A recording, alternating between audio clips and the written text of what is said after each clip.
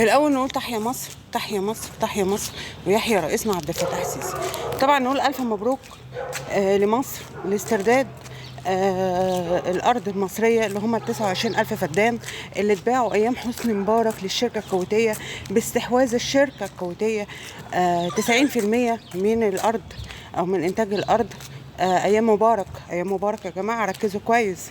الفدان اتباع ب 200 جنيه، متخيلين؟ فدان ارض زراعيه يتباع ب 200 جنيه.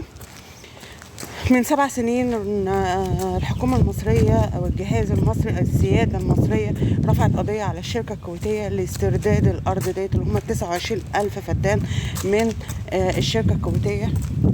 والشركة الكويتية قامت برفع دعوة في المحكمة الدولية علشان تبطل استردادها لجمهورية مصر العربية. والحمد لله وشكر لله تم المحكمة الدولية وافقت لجمهورية مصر العربية باسترداد أرضها بمقابل 1%. طبعا الشركة الكويتية كانت عايزة 8 مليار دولار.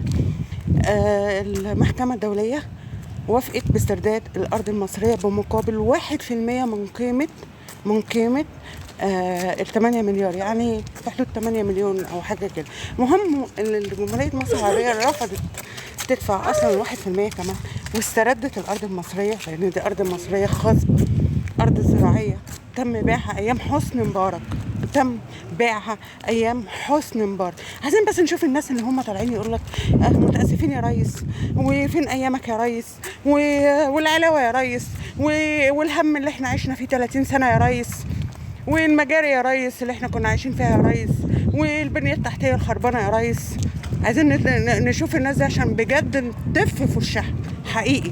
تحيا مصر وتحيا رئيسنا عبد الفتاح السيسي رغم ألف كل حاجه. تحيا مصر.